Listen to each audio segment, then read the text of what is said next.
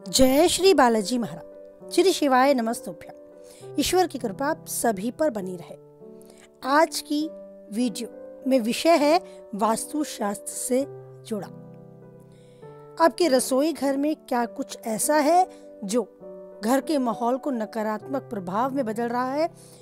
आपस में तनाव होना, खींचातानी होना, एक दूसरे को देखकर खुश ना होना, एक दूसरे के साथ बैठकर बातें ना करना, ये सब अगर अपने घर के माहौल में आप देख रहे हैं तो समझिए कहीं ना कहीं कुछ ऐसा है जो नकारात्मक होता जा रहा है।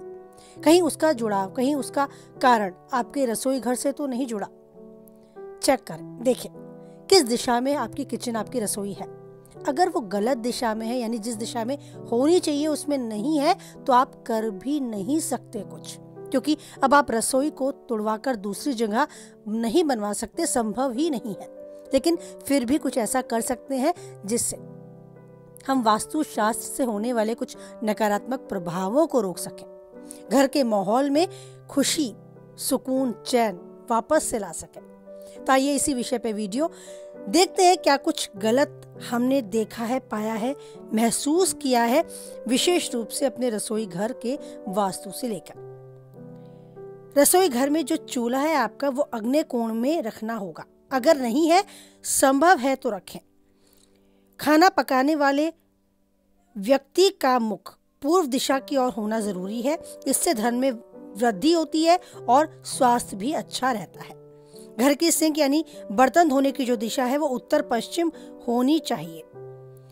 पीने योग्य जो पानी आप घर में इकट्ठा करके, स्पेशली किचन में इकट्ठा करके रखती हैं हाथ धोने के लिए या पीने के लिए, वो पानी ईशान कोण की तरफ होना चाहिए। मिक्सी, जूसर, इस तरह की चीजें अग्नि कोण के निकट दक्षिण में रखना शुभ होता है। और आपके घर में गीजर है, माइक्रोवेव है, टोस्टर है, ओवन है, इस तरह की चीजों को अग्नि कोण में रखना चाहिए। रेफ्रिजरेटर यानी कि फ्रिज अगर आपने किचन में, रसोई में रखा हुआ है तो उसे दक्षिण या पश्चिम दिशा में रखें। इसे कभी भी ईशान कोण में ना रखें, उससे हो सकता है थोड़ा तनाव आपको और बढ़ता नजर आए। मसाले के डिब्बे, बर्तन, चावल, दाल, आटे के डिब्बे, इस तरह की चीजें दक्षिण या दक्षिण पश्चिम में रखना उत्तम माना जाता है। कुछ चीजें ऐसी हैं जो आप नहीं बदल सकती, जैसे कि घर में, स्पेशली आपके किचन में, आपके किचन की दीवारों का, स्लैब का कलर अगर आप करवा चुकी हैं, कुछ बदलाव नहीं कर सकती हैं, तो उसके लिए एक सुधार है, जो छोटा सा उपाय है वो कर सकती है कुछ चीजों को अपने अनुसार करने के लिए। पहली बात तो यह है कि रसोई घर की दीवारों पर कभी भी कोई गहरा रंग ना करवाएं, या तो नारंगी हो या क्रीम कलर हो या व्हाइट हो। और उसके अलावा अगर आपने काले या नीले रंग का प्रयोग किया है तो इससे बचें। अगर ये हो चुका है, नहीं कुछ बदलाव हो सकता, तो आप ये जरूर कर सकती हैं कि इससे बचने के लिए, इसके दुष्प्रभाव से बचने के लिए घर में, विशेष रूप से अपनी रसोई में आप स्वास्तिक चिन्ह बनाएं। स्वास्तिक चिन्ह पूर्व दिशा या उत्तर दिशा में बना दे, और आप देखेंगे कि कुछ वास्तु दोष जो आप अपने घर में पा रही हैं, महसूस कर रही हैं, वो कम होते नजर आ रहे हैं। यानी कि साथ बैठकर हंसी मजाक करना, साथ बैठकर सुकून और चैन का आभास आपके परिवारजनों के बीच जो खोया हुआ था, आपको फिर से मिलता नजर आएगा।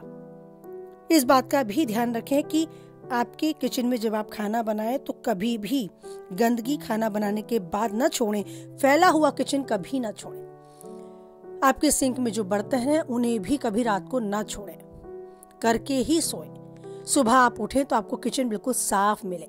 और जब आप सबसे पहले अपनी रसोई में, किचन में प्रवेश करते हैं तो चूल्हा जलाएं, दोनों चूल्हे जलाएं और हाथ जोड़कर ओम नमो भगवते वासुदेवाय नमः, या जो भी, जिस भी मंत्र में आपका लगाव है, आपको लगता है आपके ज्यादा नजदीक है, जुड़ाव है, उस मंत्र का आप उच्चारण करें। कुछ भी छोटा सा जो आपके मन को छूता है, लेकिन दोनों चूल्हे जलाएं, 1, 2, 3 सेकंड जलने दें और उसके बाद दोनों चूल्हों को बंद कर दें। ऐसा करेंगे, आप देखेंगे आपने उस अग्नि को भी नमन किया है, अन्नपूर्णा देवी को नमन किया है, उस किचन में प्रवेश करते हुए हाथ जोड़े हैं। बस सब तरफ सकारात्मकता खुद से आनी शुरू होगी। आपको महसूस होगा कि आपके घर का वातावरण सकारात्मक हो रहा है। ये था आज की वीडियो उन सभी गृहिणियों के लिए जो घर में थोड़ा सा तनाव आसपास देख रही है, नकारात्मकता आसपास महसूस कर रही है, कहीं उसका जुड़ाव आपके रसोई घर से तो नहीं।